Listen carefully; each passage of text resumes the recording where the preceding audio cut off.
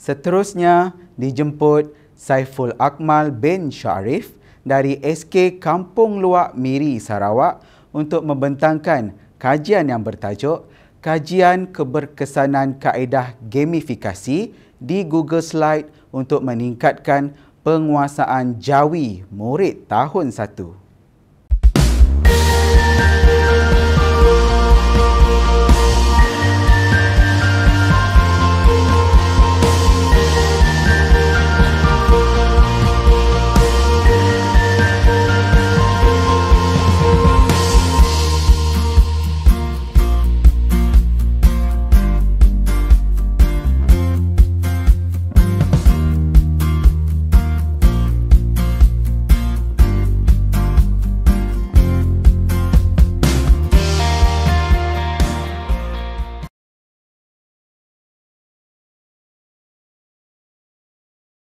Wabarakatuh. Saya Nur Fatina Dia binti Muhammad Azhari, Guru Pendidikan Islam dari Sekolah Kebangsaan Kampung Luak beserta dua orang lagi rakan saya iaitu Ustaz Saiful Akmal bin Syarif serta Ustaz Luqman Al-Hakim bin Ismail telah mengadakan satu kajian tindakan serta inovasi yang diberi tajuk Kajian Keberkesanan Kaedah Gamifikasi di Google Slide untuk meningkatkan penguasaan jawi bagi murid tahun 1 Sekolah Kebangsaan Kampung Luak.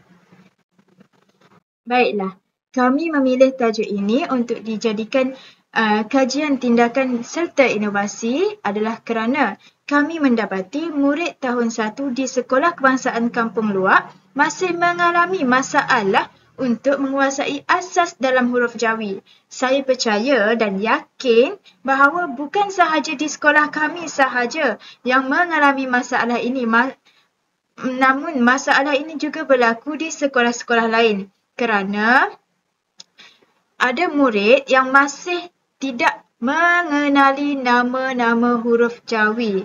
Contohnya kerana mereka tertukar huruf jawi dengan huruf hijaiyah dalam bahasa Arab. Huruf yang berbaris. Contohnya huruf jim mereka sebut dengan huruf ja. Huruf sin mereka sebut dengan huruf sa. Selain itu juga masalah yang mereka hadapi adalah mereka tidak mampu untuk membuat padanan huruf jawi dengan huruf rumi. Maka ini akan menyulitkan untuk mereka membaca suku kata terbuka. Kalau mengikut standard kandungan yang terdapat dalam DSKP, Pendidikan Islam tahun 1, standard kandungan 7.1 menyatakan murid akan mengenal, menyebut dan menulis huruf-huruf jawi tunggal. Standard kandungan 7.2 pula membaca dan menulis suku kata terbuka. Maka sebagai guru kita perlu untuk menekankan murid, untuk memastikan murid mengenali sebetul-betulnya huruf jawi kerana seperti yang kita tahu, pendidikan Islam menggunakan tulisan jawi. Jika murid tidak mampu untuk menguasai huruf-huruf jawi, huruf asas jawi, maka ia akan memberi kesan kepada mereka dalam keupayaan untuk menguasai mata pelajaran pendidikan Islam. Seterusnya juga, kami memilih tajuk ini untuk membuat inovasi adalah kerana kaedah aktiviti pengukuhan dan latihan yang sama dan tidak pelbagai. Jadi, kami memilih cara ini untuk mempelbagaikan kaedah untuk murid membuat latihan. Bukan hanya menggunakan buku aktiviti yang dibekalkan oleh KPM dan buku tulis sahaja, malah kita perlu pelbagaikan dengan menggunakan apa yang ada, manfaatkan apa yang ada di hadapan kita sekarang. That's why lah kami memilih untuk melakukan inovasi menggunakan platform digital. Tujuan ataupun objektif untuk kajian ini, yang pertama adalah untuk meningkatkan tahap penguasaan asas jawi murid-murid tahun 1 Sekolah Kebangsaan Kampung Luak. Selain daripada melakukan aktiviti pengajaran dan pembelajaran biasa, PDPC biasa di dalam kelas, kami adakan inovasi ini adalah untuk menambah lagi, mengukuhkan lagi penguasaan murid untuk mengenali huruf-huruf Jawi, mengenali huruf-huruf asas Jawi. Seterusnya yang kedua adalah untuk mempelbagaikan kaedah untuk murid mengukuhkan penguasaan Jawi dalam mengenali huruf Jawi, suku kata Jawi yang telah dipelajari semasa PDPC. Seperti yang saya katakan sebentar tadi, kalau murid hanya belajar dengan menggunakan buku aktiviti, menjawab soalan dengan menggunakan buku aktiviti, buku tulis biasa, murid akan cepat bosan. Jadi kami terfikir merancang untuk membuat inovasi ini adalah untuk mempelbagaikan serta menarik minat murid untuk lebih seronok dalam mempelajari Jawi. Jawi ni sebenarnya bukan benda yang bosan. Kalau kita pelbagaikan kaedah untuk mengajar, untuk membuat latihan, aktiviti, murid akan rasa eager, ingin mengetahui, ingin melakukan, ingin membuat, ingin mempelajari tajuk-tajuk yang diajar. Okey, seterusnya, yang ketiga adalah meningkatkan pengetahuan murid-murid, ibu bapa dan guru tentang penggunaan aplikasi Google Slide dalam pendidikan. Okey, kami memilih platform Google Slide ni adalah kerana kami yakin terdapat segelintir ibu bapa tidak mengetahui tentang penggunaan Google Slide ini. Mereka hanya mengetahui Google biasa macam Google Words yang sentiasa digunakan, Google form, PowerPoint. Okay, jadi kami gunakan ini untuk memberi pendedahan kepada orang lain. Malah saya rasa masih ada guru yang tidak mengetahui bahawa aplikasi Google Slide ini hanya bukan untuk membuat persembahan, untuk presentation, pembentangan sahaja, tapi boleh juga digunakan sebagai satu medium untuk melakukan aktiviti soalan kepada murid-murid dalam PDPC. Kenapa kami memilih Google Slide? Sedangkan banyak lagi aplikasi lain yang boleh kami gunakan. Tapi kenapa kami pilih Google Slide? Okay, yang pertama, sebabnya sebagai satu alternatif baru yang jarang digunakan oleh guru untuk dijadikan sebagai BBM ataupun bahan bantu mengajar dalam aktiviti pengukuhan atau pengayaan selain daripada pembentangan. Biasanya kita gunakan Google Slide ini untuk membentang ataupun untuk dijadikan sebagai bahan pengajaran. Contohnya kita buat slide itu untuk mengajar, tapi kita tak gunakan Google Slide ini untuk dijadikan BBM untuk pengukuhan, untuk latihan kepada murid-murid. Okey, yang kedua, kerana sesuai digunakan di dalam bilik darjah ataupun ketika di rumah sebagai aktiviti di atas talian. Okey, Google Slide ini bukan hanya murid ni bukan hanya boleh gunakan dalam kelas je. Bukannya guru buka laptop, pancak LCD, murid hanya boleh gunakan waktu tu saja dalam kelas. Tapi murid juga boleh mengaksesnya di rumah juga. Tak kira masa, tak kira tempat, asalkan ada talian internet. Okey. Seterusnya, yang ketiga, kerana memanfaatkan kelebihan internet dan gadget yang dimiliki oleh guru dan kebanyakan pelajar. Okay. Macam kita tahu kat sekolah sekarang dah ada internet, dah ada komputer, ada LCD. Jadi, guru boleh menggunakan Google Slide ni untuk memanfaatkan apa yang dah ada di depan mata. Daripada membazir tak guna, lebih baik kita gunakan benda yang dah ada. Okay. Next. Memanfaatkan kemudahan Google Slide yang telah disediakan oleh pihak kerajaan dalam bidang pendidikan. Google Slide ni free. Kenapa kita tak nak guna? Benda dah ada. Baiklah kita guna daripada buang macam tu saja, tak digunakan. Okay, next. Beberapa orang guru boleh membuat tugasan yang sama pada waktu yang sama menggunakan peranti masing-masing. Jadi, ia dapat membuatkan kerja kita jadi lebih cepat untuk disiapkan. Contohnya, kami bertiga menyiapkan kajian inovasi ni menggunakan satu pautan Google Slide yang sama. Walaupun kami bertiga, tapi kami boleh menggunakan Google Slide ni dalam masa yang sama dengan menggunakan peranti masing-masing. Sebabnya benda ni atas talian. Jadi dengan satu pautan, dengan satu link, walaupun ramai orang boleh menggunakannya pada masa yang sama.